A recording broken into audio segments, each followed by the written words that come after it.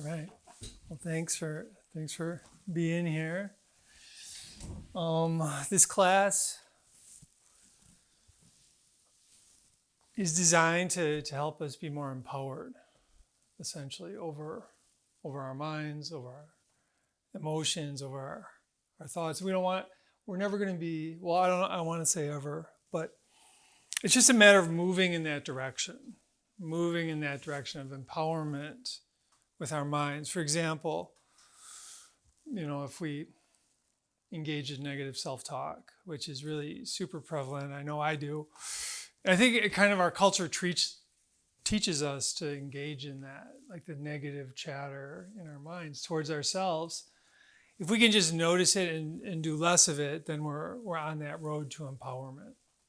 You see, so that's kind of a brief overview of what we'll be working on, and just a little bit about myself. I'm a licensed psychotherapist. I've been in the field for a number of years, but I've also done a lot of training, mind training with Tai Chi and chanting and meditation. And I've kind of combined it all together. And I see how powerful that combination can be. And this is something that I work on with my clients, essentially. The type of work technically that I do is mindfulness-based cognitive therapy, which is just sort of like working with the thoughts and also working with mindfulness. So it's pretty cool from my perspective, because anything I do that's mindfulness training, I can include in my therapy work. So if somebody wants to do Tai Chi, I'll do Tai Chi if I think it's going to help them, et cetera, et cetera. And so all this stuff is just stuff I've been like learning over the years. I've been involved. I've been training a lot in, I would say, Eastern mysticism and, Western, Christian mysticism as well over the last 30 years, probably. I've spent a lot of hours training in, chanting. I used to chant I still do this Buddhist chant. The Lotus Sutra. It's a Japanese chant, but it's a manifesting chant. And it really hooked me into Eastern philosophy way back. And the idea was, you can manifest things. It's like, that's interesting.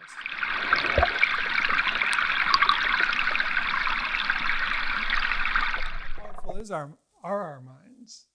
It's an interesting question. I personally believe our minds are vastly more powerful than we understand.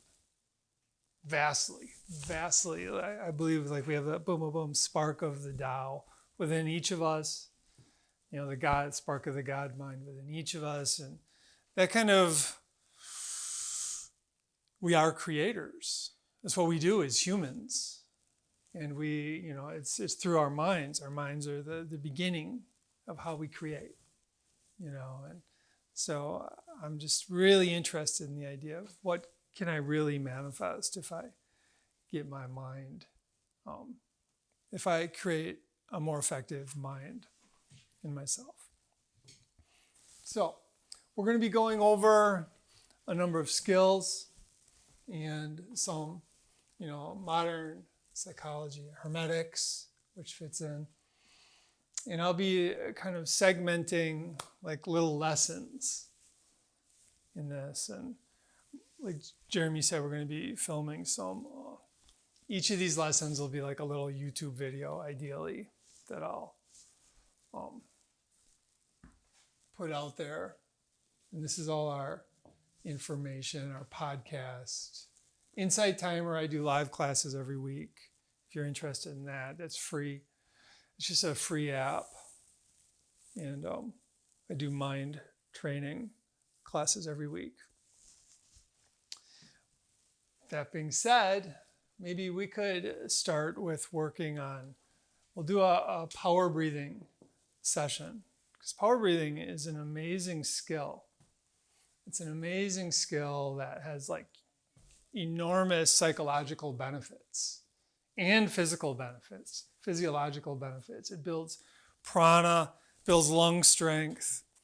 For myself, it gets me through hard times because I know I can rely on it to quiet my mind down, even when there's really difficult times happening. And typically when there's challenges, the mind gets like supercharged and thinks too much.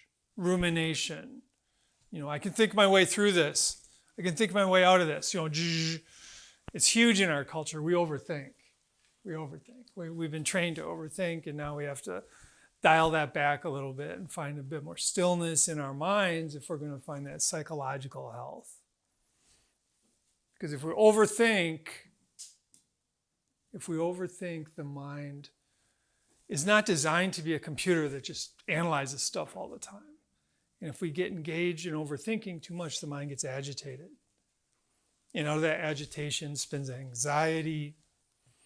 The agitated mind wearing out, taking a break is depression. So all that, if we work on finding balance in our minds and not thinking too much. But power breathing is a great way, is a fantastic tool at finding that pure on connectedness with the moment, which I consider to be singularity.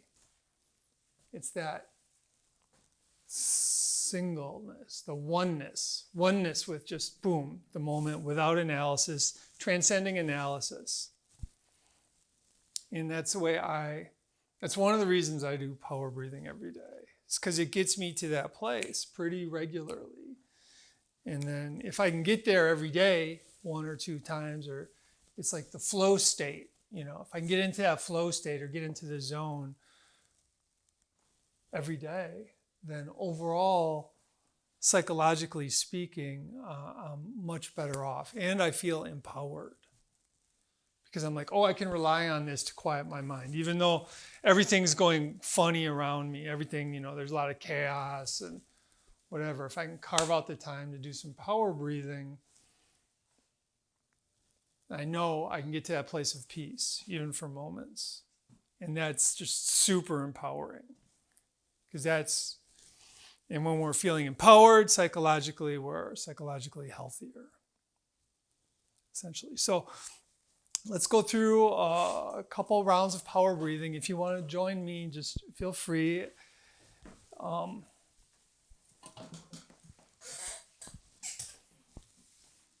And this is it's a derivative of a yogic technique.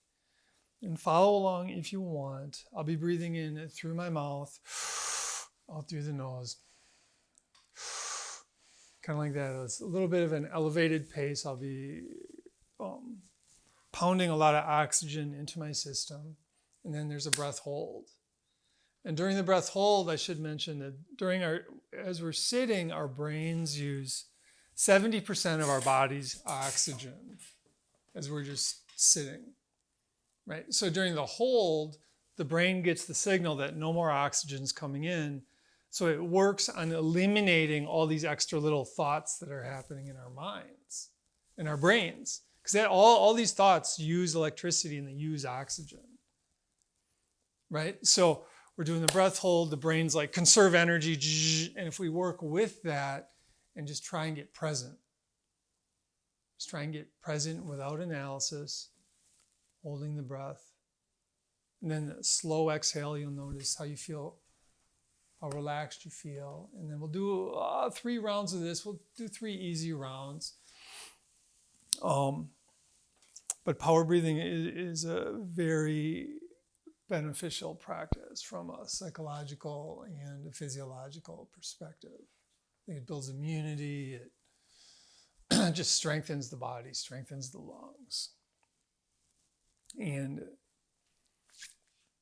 the better we get at it, the more empowered we are to find peace in our minds when we carve out the time to work on it.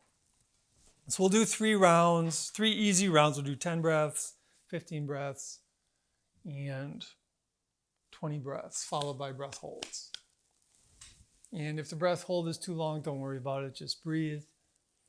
And let's start them now. Just follow along if you want. I'll be breathing in through my mouth and out through my nose. Okay, so let's start up.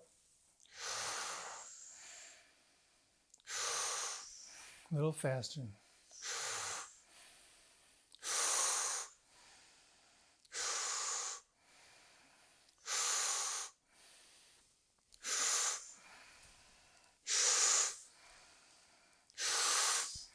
One more breath. Breathe in all the way. Exhale 20%. Hold. Find that stillness.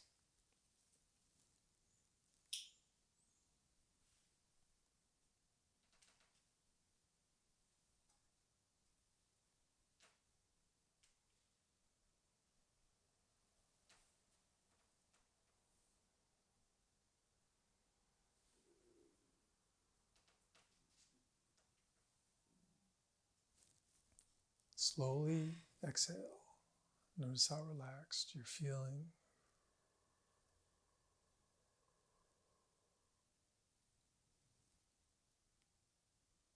Breathing in, hold. Exhale. Good job. Round number 2. Just keep the breathing fluid and graceful.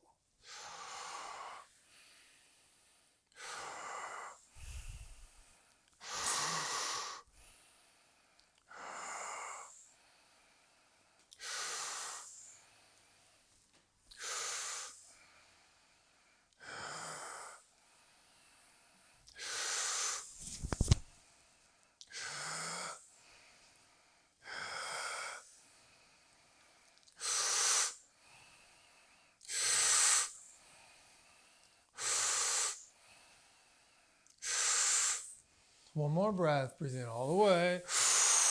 Exhale 20%. Hold. Feel the buzzing in your body. That's your prana. Find stillness.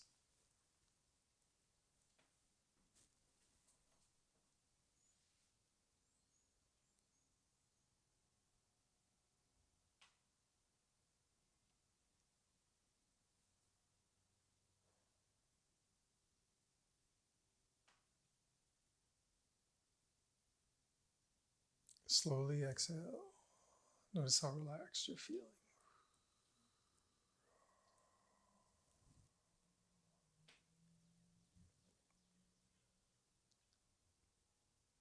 Breathing in, hold. Exhale. Okay, round number 3. Graceful, fluid breath.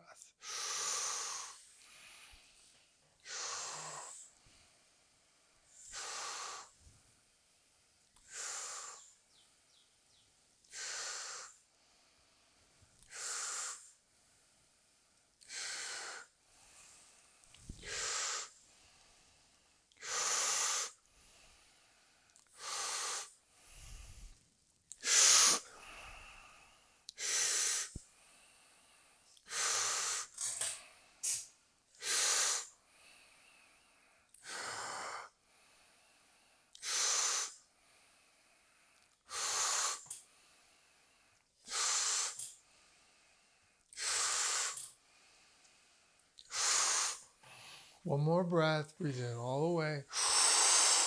Exhale 20%. Hold. Feel the buzzing. Find stillness.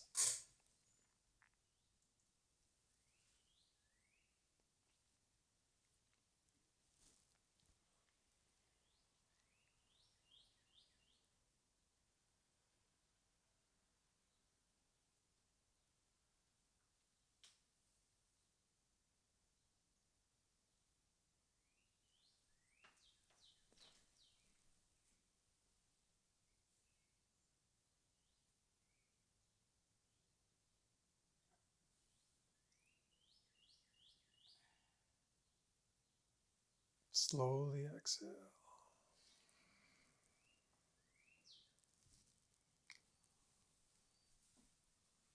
Breathing in, hold.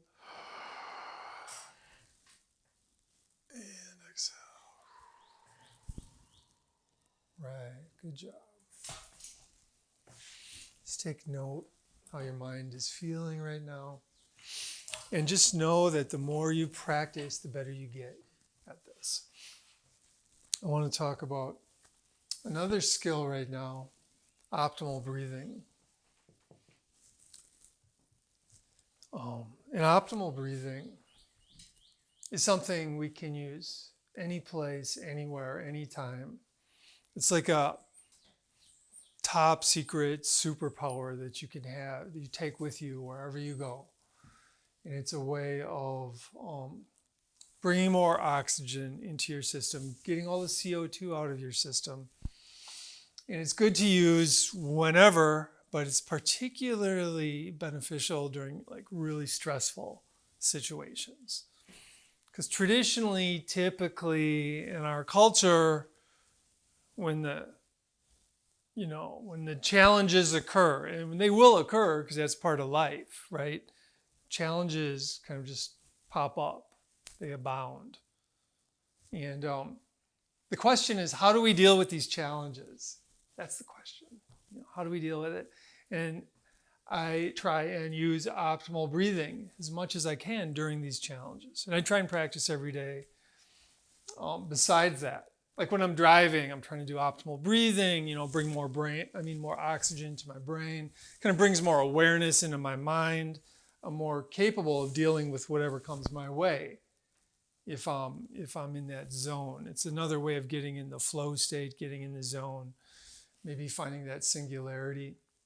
But it's something you can just do wherever you are.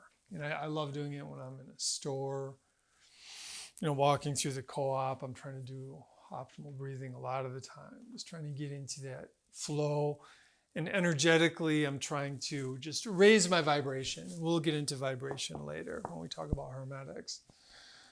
But I believe that the more I can raise my vibration, that people around me feel it too. Because I'm not in that place of like judgment, or I'm just trying to be in a place of presence when I'm walking through Quick Trip. I'm using the optimal breathing. So I'll describe it. And it's simple. All it is when you're breathing in, the easiest way to think about it is the ribs underneath your armpits, they expand outwards when you're breathing in. Just give that a try if you want. Ribs expanding out, exhaling, and you want to let the ribs come back together when you're exhaling, and just lengthen that exhale. Get rid of all the CO2. Then you're breathing in and your ribs are expanding. You can actually feel it. You can see my ribs expanding. Exhaling. Lengthening the exhale. Lengthen, lengthen, lengthen. Even pull the stomach in at the end of the exhalation. Breathing in, ribs expand.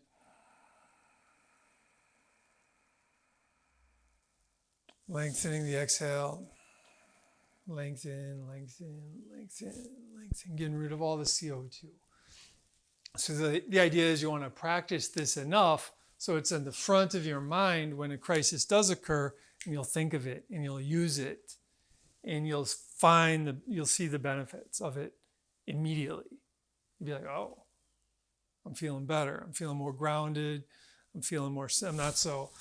Traditionally, crisis occurs, what happens to our breathing? We're freaking out, shallow breath, maybe hold the breath, all this, and it all just like makes the crisis worse, but that's kind of our habit in this culture for whatever reason, but we can change that in ourselves. And in doing so, it just makes us more effective. And again, the more we practice it and we know we have that in our toolbox that we carry with us everywhere, then we feel more empowered. It's like, oh, I can deal with whatever's going to come my way. Most likely, You can never be like, oh, 100%, But moving in that direction, again, being on that path of empowerment, slowly moving that direction, and there's going to be 2 steps back, but then another 3 steps forward, and etc. The path towards, awakening eventually, this lifetime, next lifetime, who knows, But the path is the destination, So optimal breathing. Let's just take a breath right now. Feel your ribs expanding. Lengthening the exhale. Lengthen, lengthen, lengthen. End of the exhale, trying to pull the stomach in if that's comfortable for you. Breathing in. Another benefit of optimal breathing is as you're really expanding your lungs, it's naturally going to straighten your spine up as you're standing. The other, a few years ago, I was walking down the street in La Crosse, and I was worried about something, some potential thing that might happen in the future or whatever. And my head is down, I'm like worried. And it's like, what am I doing? What kind of energy am I putting out into the world? And I just started breathing, and I noticed that through this breath, it kind of, your head naturally comes up because your lungs kind of straighten your spine. And then I started walking. It's like, oh, I feel way better now. It's interesting. So the optimal breathing helps with posture too. It's a big deal. In yoga, they say lead with your heart. That's another fun little practice that I just try and bring into the optimal breathing, walking through quick trip thing. I'm just trying to raise the vibration. So optimal breathing is a great practice. I really highly suggest you try and work with it. And the idea is personally, I try and touch on it every hour if possible. And I just stay with it as long as I can, then I forget about it, and I go on with my life, and I think about it, and I come back to it. Like I said, it's a cool practice because you can use it anytime, anywhere, basically, and it increases your level of awareness. It quiets down the chattering mind somewhat, and it kind of pumps up the body. It brings more oxygen into the body, probably brings more prana into the body and into the brain. So if we can live in that place, my goal is to do optimal breathing like 70% of the time. I'm not near that right now. Maybe 51%. It would be a good goal. But ultimately, just the more I practice, the more I want to do, because there's no reason not to do it, essentially. So it's a fun practice. Now, we're going to talk about a mind practice, metacognition. Metacognition, which is a very important mind skill. And again, metacognition is very empowering once we start working with it and understanding it and developing the habit of metacognition. What metacognition is, it's a psychological term, cognition of cognition. Cognition of cognition. It's like, that's interesting. What is that? It means we're watching our thoughts. We're watching our chattering mind. We're watching what's going on in our heads, And one of the beautiful things about metacognition is just by watching what's happening, you have a little bit more control over what's happening. Because essentially, one huge mistake, another cultural mistake in our culture is we tend to self-identify with our thoughts. It's like, those thoughts are me. That chattering mind, that's me. It's like, no, it's a thought. It's a thought that your mind generated. And most likely, it's an old habit. Like, what was it? Like 95% of our thoughts are just old habitual patterns that just run. Maybe 99% of our chattering mind is just habitual. But once we start using metacognition and we start noticing these thoughts, and you want to be mindful with the metacognition, essentially, you want to be discerning. You want to look at your thoughts from a scientific perspective.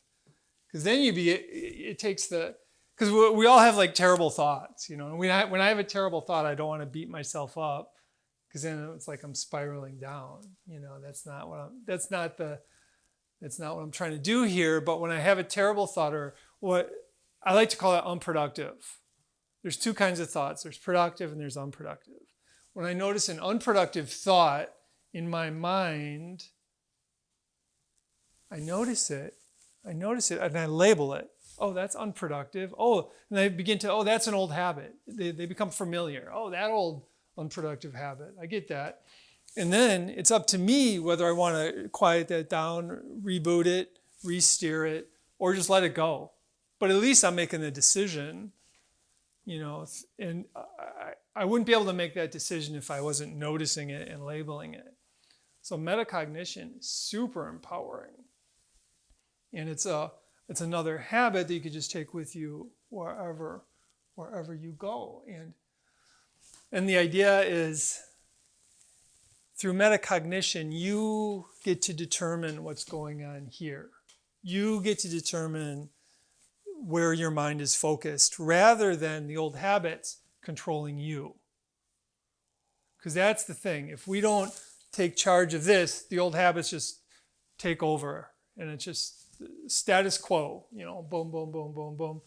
And a lot of these old habits that we have been passed down from generation to generation. 8,000 generations ago, all of our ancestors were like fighting for survival, got to fight for the water hole, got to blah, blah, blah. And perhaps that's why we're still in this warring paradigm in our culture, just like an old mind habit. It's like, oh, I got to fight.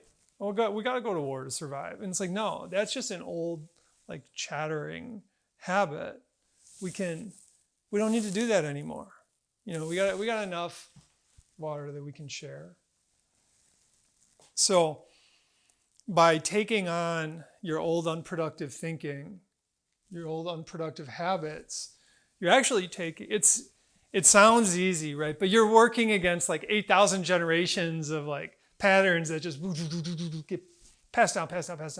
And on top of that, we have mind patterns that have just been created from our culture, people trying to sell us stuff and all that, all the looking at, the TV or whatever, all the advertising, just the whole thing. They're that has created a lot of unproductive mind patterns as well in our minds. But step one at improving the patterns in our mind is to notice. So that metacognition piece. Notice it from a scientific perspective. And another thing you want to notice with your metacognition, which is really important because this is a problem in our culture, is the rumination piece, the I'm overthinking piece. I'm not finding any stillness in my mind piece. If this is constantly going, as Eckhart Tolle talks about that, how it's just we're stuck in compulsive overthinking, a lot of people, and it makes us insane, But we can notice that, and I could be thinking the most positive thing in the world. Yeah, I'm going to build a community, and we're going to grow our own food, and but if I keep thinking it over and over and over, and it's not productive anymore. And I got to notice that and be I'm ruminating. I got to stop this. Boom, I can stop it. Go into optimal breathing. It's a good step. Do the power breathing. That's a great way to stop rumination. Great, phenomenal. What we did, the power breathing practice we just did, that was just tip of the iceberg too. The better you get at it, the longer you can hold.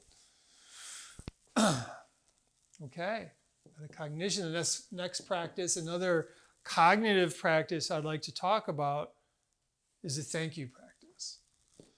And this thank you practice is probably the simplest practice that I work with and I teach. But it's super profound, and it's beautiful for that reason, simple and just effective. And all it is just repeating the phrase "thank you" in my mind. And I'm in the habit of, I'd say 95% of the mornings. In my mind, first thing when I'm getting up is I'm putting my feet on the ground. I'm saying, thank you. Then I'm shuffling across the room, thank you. And the reason I've gotten into that habit is because for me, my mind, traditionally, throughout my life, like first thing in the morning, my mind goes into like this whiny place. I don't want to get up, or I got all this to do, and no, I don't feel good, or whatever it is, or whatever problems I'm having at the moment, whatever challenges are there. So instead of that, that's the old habit, right? But instead of letting that take charge of my consciousness, I have determined that I want to say thank you in the morning. So I'm in the habit now, and I'm just like, thank you. And I'm like, and as I'm saying thank you, it's a profound practice, because what you're doing essentially is you're telling your mind what to focus on. You're telling your mind, seek the positive. Find it. Seek the positive, even in tough times, But in the morning, for example, I'm like, thank you. And I was like, oh, I got a roof over my head. Wow, that's cool. Oh, I got running water. Oh, awesome. Just like my mind goes into this place of seeking the positive. So it's empowering because I'm taking charge of my mind's energy at that point, my mind's focus. And the thank you practice is something I use during good times, and I use it during bad times. And it can really shift my consciousness. And just a few examples. Once I was getting my tooth drilled in a dental, in the office, whatever, dentist chair, and it was a drag. I'm like, this is a drag. I'm not going to say thank you. That was what I said in my mind. So I didn't. But then like halfway through, I'm like, oh, just try it, man. It's an experiment. Life's an experiment. Let's try this out. So I start saying thank you, thank you, thank you. And within like 2 seconds, within 1 second, my suffering went from an 8 to a 4. Because I was like, oh, I'm able to have this done. Whoa, and I just had a flashback of all these like homeless people that don't have, all these people that can't have their teeth work, and I'm like, wow, I'm so fortunate. And just through repeating that phrase, it like directed my mind. It was like easy to see something positive at that moment, even though I wasn't into it. And I've done it during like getting into a conflict with like my eldest daughter. We get debates, and I was with her, and we're getting into a debate, and it was like turning, like the energy was turning funny, or not funny, but just like negative, like little sparks of anger or whatever. And then in my mind, I was like, no, I don't want to go here right now. I started saying thank you, and I was just like, oh, I'm so grateful to be with her. And I can't even remember what the argument was about, anymore, but it just like chilled things out in my mind. Totally. So thank you practice is cool because it's 100% cognitive. All it is saying the phrase thank you, but then all these things just happen. You're learning to run the levers of your mind, essentially, through that kind of practice. And I personally really like to combine the thank you with the optimal breathing. Okay? So as I'm breathing in, my ribs are expanding. As I'm exhaling, I'm saying thank you, thank you, thank you, thank you. So I try and come back to that every day. And that's kind of like a 1-2 punch as I'm walking through Quick Trip. Just trying to work with my mind. So give the thank you practice a try. It's another great skill. And again, the more you practice, the better you get. And the more you practice, the more you'll think of it during a crisis. And I just remember one more experience with the thank you practice, and Jay was there. We were in, where was it? Somewhere in California.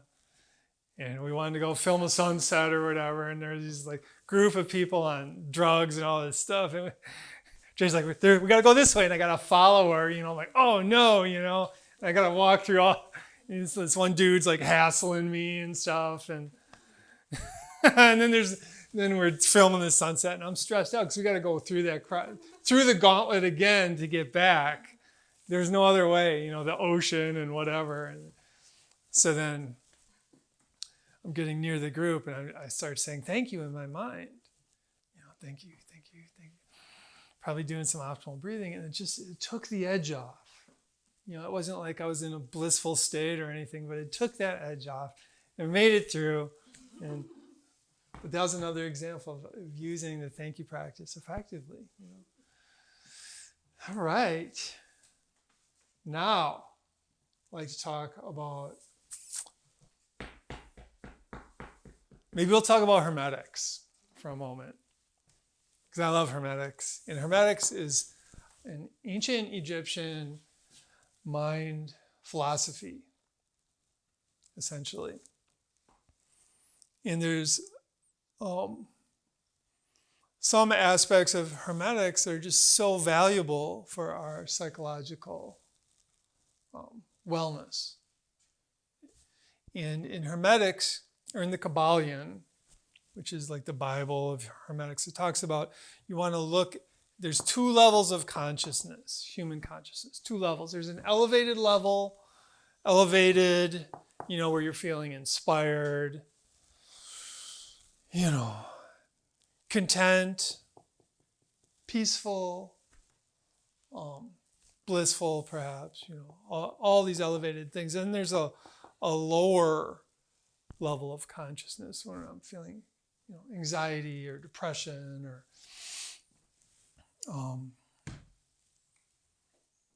that kind of stuff. Poor me, craving, intense craving. That's like would be a lower state of consciousness. And according to Hermetics, we kind of go back and forth between the elevated and the lower states of consciousness, but through training our minds, we can spend more time in the elevated state. And if we use our metacognition, we notice where we're at, we can notice whether we're in an elevated or a lower mind state. Just like, where am I? And this, I ask myself, periodically throughout the day, where am I? I'm not, and I go back and forth, But the idea is if we're stuck in the lower mind state, we can use transmutation, which according to Hermetics is the most important skill we can have for our minds. And the transmutation is the ability of moving from that lower mind state into the elevated mind state.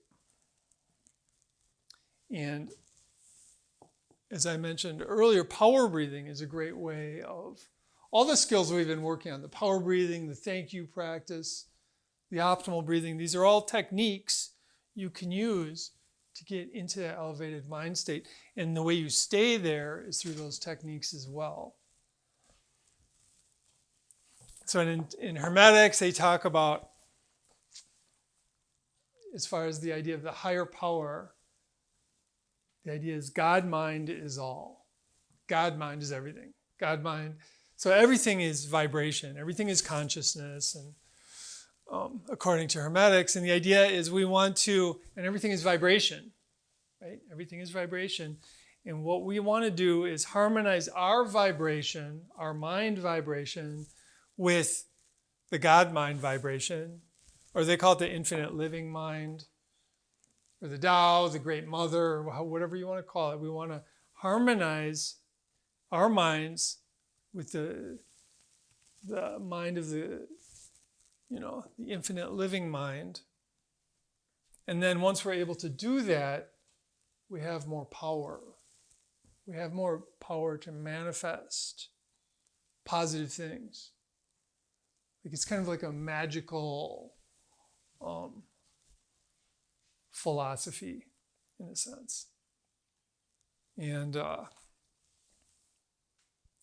I believe it. I'm intrigued by that, But it's all about just getting your mind in harmony, in sync, in alignment with, the Tao, the Great Mother. And then even in Taoism, in the Tao Te Ching, it says you get in harmony with the Great Mother, and the Great Mother will take care of you, which essentially is the same thing. So, it's my take on Hermetics, or a part of it. It's fun. It's a very empowering philosophy. Again, this is all about empowerment and learning these skills. And once you're able to actually transmute your energy from your vibration from a lower to an elevated state, then you're a believer. And you're like, oh, I can do this. This works. I can do it. And then it's just, all these practices are just ways to work with this reality, the reality of Hermetics. That being said, maybe we'll work on the self-forgiveness protocol now, which is, we're covering a lot of grounds here. I realize that. And if you want to watch this stuff later, it'll be on YouTube, Heart Mind Center, or you can look at our website, heartmindcenter.org, Insight Timer. Like I said, I do weekly classes at the Heart Mind Center. And that's a free app. You just have to download it. And then our podcast is called Mindflow Radio. Or we're on the radio station here once a month. First Sunday of the month at noon or 1. At 1. 91.7. 91.9. Sorry. I think that must have been a Milwaukee station. Okay. So yeah, let's take a moment here and go over the self-forgiveness protocol, because this is another very effective skill to learn. And it's easy, but again, it takes time to practice it and to employ it. And step 1, again, is the metacognition piece of noticing I'm beating myself up, right? And I've noticed through metacognition, I've noticed this pattern of when I make a mistake. When I make a mistake traditionally, or when I used to make mistakes, traditionally I would really beat myself up. I'd be really hard on, how could you have done that? You should know about, you're supposed, blah, blah, blah, blah, blah, whatever it is, all this. I don't even want to repeat it, but it's negative, and it would happen regularly when I would make a mistake. Like I wasn't cutting myself any slack at all, in my mind. So I developed the self-forgiveness protocol, and there's 5 steps to it.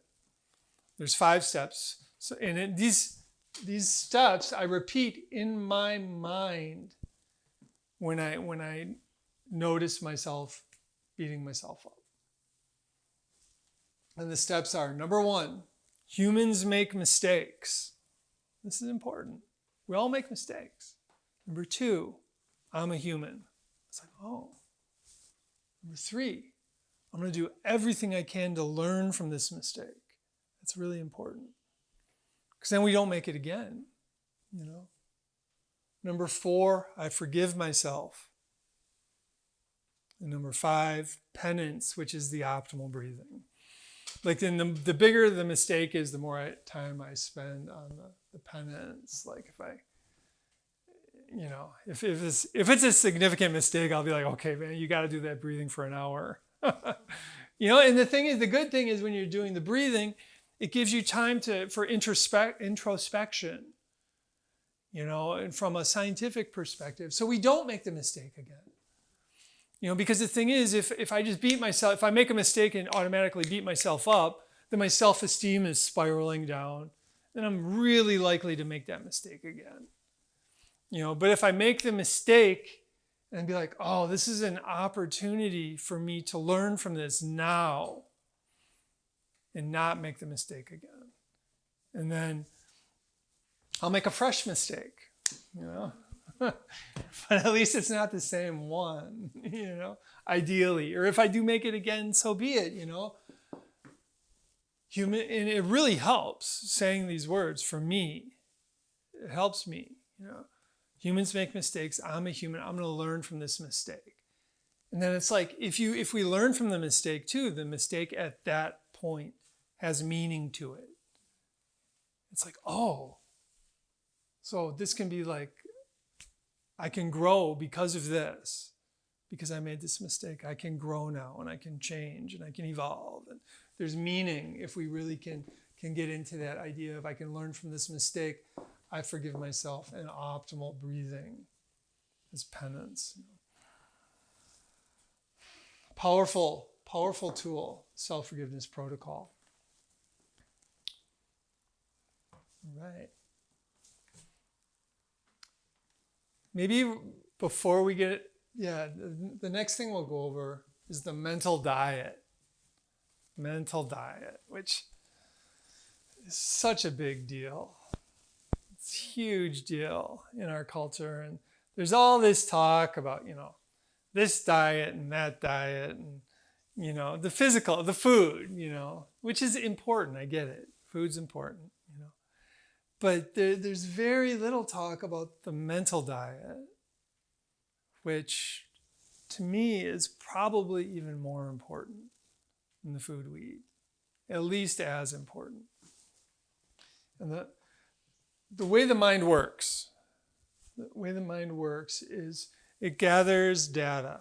Let's say I'm looking at, part of my mental diet, let's say, is watching a TV show or something. So I'm watching this TV show. What's happening, what's occurring in my mind is the information is coming into my mind. I'm ingesting, I'm eating. My mind is eating this data, and then it processes the data. It's very similar to like eating food and digesting. You take the information in and you process it. And you take more in, then you process it. You take more in and you process it. And which is, the natural, just the way the mind works. The problem is, in our culture, some of us, including myself sometimes, I'm taking in so much data that my mind is just occupied, like ingesting and processing, ingesting, processing, ingesting. It's just caught in that, and there's no time for peace, right? There's no space. There's no that singularity, that place of transcendence where your mind transcends the intellect and it's just quiet and peaceful. And a lot of that in our culture is because we're not choosy with our mental diets. Just culturally speaking, you go into a gym and a gym has a big TV on the wall and you're there alone, and the TV's off and somebody else walks in. They don't hesitate. They just turn it on, because it's part of our culture. But just imagine if I walk into a gym and the TV's on and I turn it off. People go, how dare he, But that's just our culture. It's like, no, just ingest as much data as possible, and it's not true. I mean, it could be the most positive information in the world, but if there's too much of it, we're overdosing. And we have to be, well, we don't have to be, but it's in our best interest to be cognizant of like the mental, the healthy food and the junk food that we ingest. And just to be moderate. Be moderate with the mental junk food, and be moderate with the information, period. And years ago, probably 30 years ago, I went to see a Tibetan meditation master in Milwaukee giving like a lecture. And it was my theory back then that like the TV poisons the mind. So I've been like anti-TV for a minute. But so I went up to him and I say, afterwards, I was like, so does the TV poison the mind? And he's like, no.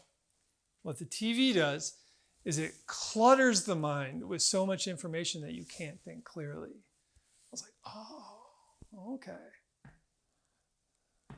So let's not clutter our minds too much. Let's be choosy with our mental diet. And it's not easy, but it's worthwhile. It's worthwhile. And I should mention, It's part of the mental diet. This is my one of my addictions. I think sometimes, an addiction is something when it controls you, but it can be a tool if I control it, right? But I use this a lot in my training to overcome addiction, in the sense that I'll just be sitting there, and I'll be bored. Boom! I pick up the phone and I'll look at it and I'll be like, surf the urge, and I like set it down. It's like, okay. And then if I can get away from it long enough, I forget about it and I've surfed the urge. So that's the mindful way of overcoming addiction, or reducing addiction. I've done studies on people smoking cigarettes. They can learn to surf the urge. Because the urges come in waves. Whatever you're addicted to, it comes in a wave. It's like, but then if you can like surf it, if you know it's going to end, then bam, you surf the urge. And I use my phone as a tool just to practice surfing the urge every day. Every day I surf the urge probably at least 5 times with that phone. Sometimes I give in and I just look at it, but a lot of times I'll be like, no, and I'll actually pick it up. And in my mind, I'm like, you can still say no. Okay. No, I'm going to say no now. And then afterwards, I'm like, yeah, surf the urge, yay. And I feel a little more empowered again. That empowerment piece. So work with the mental diet and find moderation. It's fun. It's a challenge, but it's just so necessary in this culture, I believe. And then, now let's talk about the truth continuum, which, by the way, we have an ebook that's for sale on the truth continuum that myself and a bunch of people worked on together. And it's on our website, or it will be soon. Is it there? Wow, it's all done. Okay, that was teamwork. Jeremy helped out a lot. Jay helped. A friend from lacrosse helped, and a friend from Florida helped. So all of us, truth continuum. What the truth continuum is, it's you take any belief you have and you put it on a scale between 1 and 10, with 0 being not true, no way, no how. 10 absolutely is true. Now, the interesting thing about the truth continuum, as I'll demonstrate, is it builds humility. It builds an open-mindedness. It kind of gives us a tool that we can really view various beliefs from all these different angles. And so I'll use it right now as an example.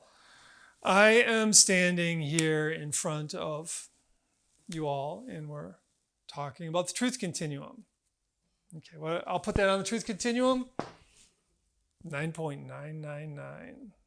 Could be dreaming, don't know. Could be a computer simulation. I can't be absolutely positive, that. But I'm pretty sure 9.999.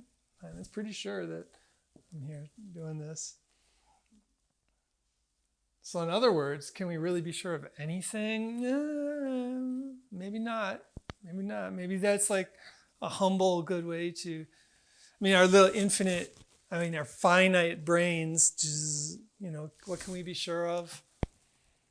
But I use the truth continuum for people who really struggle with delusional thinking, voices in their heads, et cetera, et cetera. It's an effective tool at disempowering unproductive beliefs.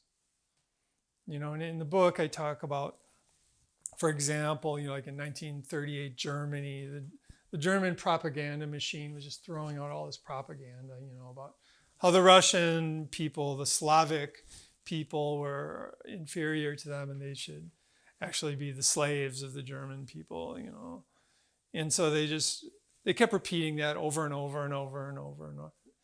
And Joseph Goebbels, the head of propaganda for the Nazis, he really came up with this formula. Is you just make the message really simple and you repeat it over and over, and then the masses will believe it. People will believe it. And it's kind of what nowadays, just think of the advertising, same thing, just keep the message short, or just however, the news, whatever. But let's go back to 38 Germany. What if people in 38 Germany were using the truth continuum? And they get this message, the Russians should be our slaves and we should probably go to war with them and all this and that. Instead of just being like, yeah, let's do it, that's right, and I think it's right because everybody thinks it's right, and they go in a big crowd of people, there's like 1,000 people, yeah, that's true, But it'd be like, I'd be like, or somebody could have been like, truth continuum, that this message from the radio, they have like,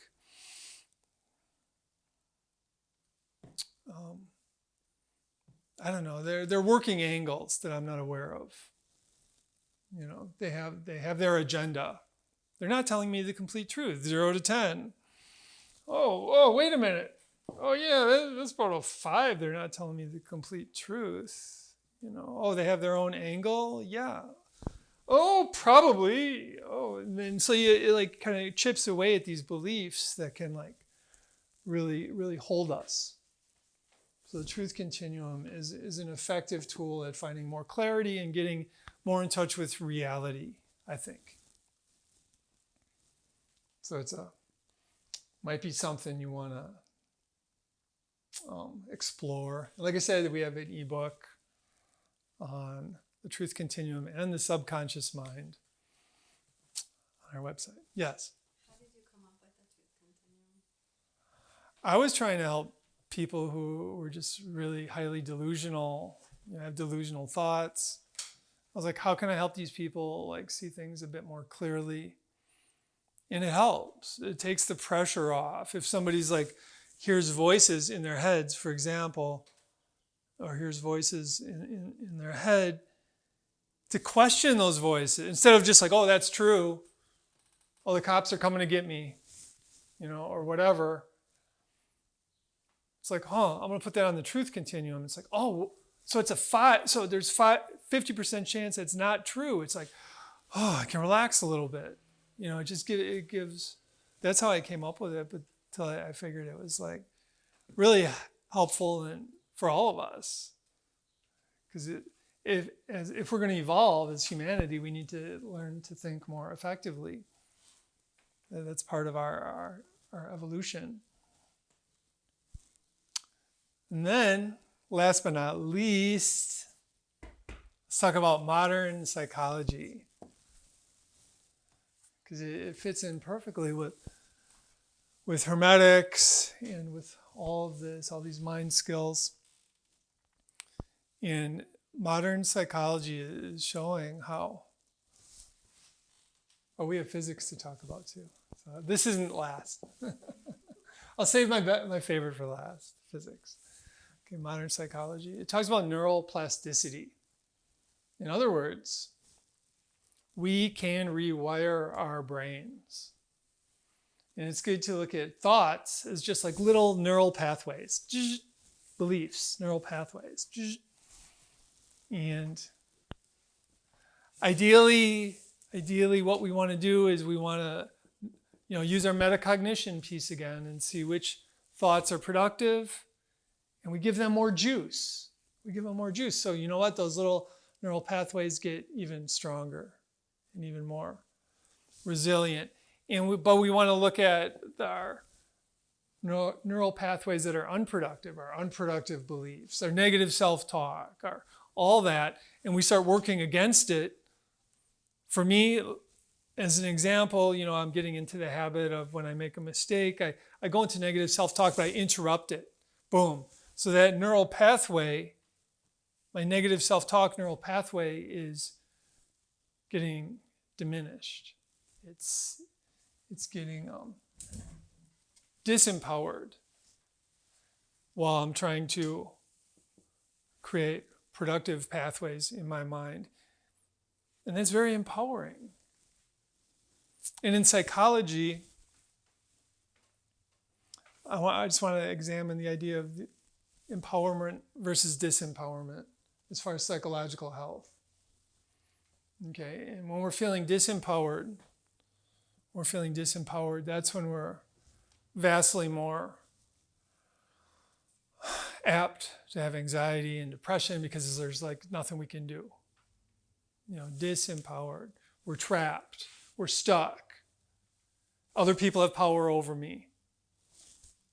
That's the feeling of disempowerment. While empowerment, what I'm suggesting is empowerment begins in our own minds. Because when we start overcoming these old habits and rewiring our brains, we're becoming more empowered. And we feel it. We're psychologically healthier. And they did a study, I believe, at a Korean university on the effects of meditation in the brain.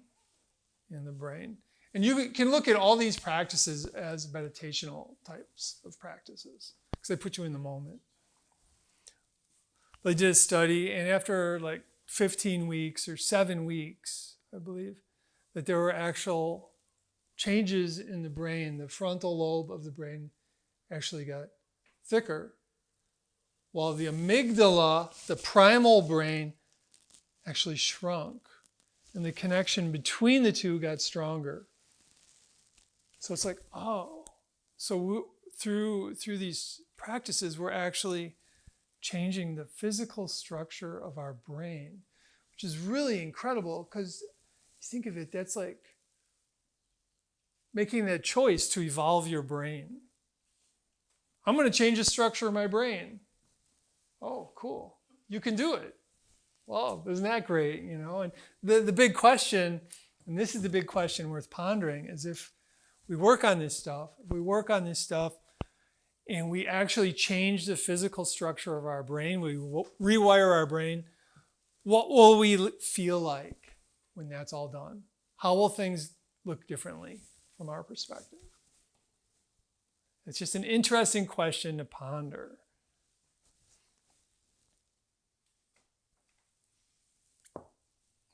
Rumination, it's a problem in our culture. Yeah, and there's plenty of studies on mindfulness now, how it helps people reduce anxiety, depression, reduce the effects of trauma, gives us some power over addiction. So modern psychology is, it's in a pretty fun place. And that's the reason I got back into psychology, was when they started getting into mindfulness. And that's recent. I mean, probably 15 years ago, I started noticing things, and it's but here we are.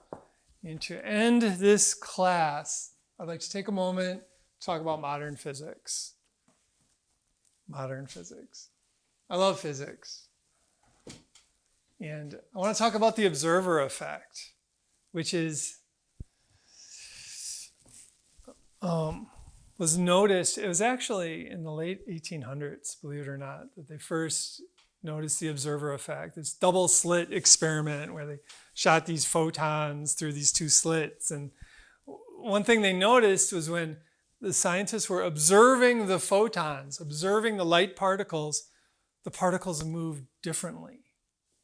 When the scientists were not observing the photons, they moved like a wave. When the scientists were observing the photons, they moved like a particle, straight line. Yeah. So to me, I mean, and that was, it's taken like over 100 years, and the physicists are still like grappling with this, and they've replicated it in many, many ways, of course. But it is something that is real, the observer effect. And from my perspective, it's like, so our consciousness must be sending out some kind of energy that is affecting this photon, probably.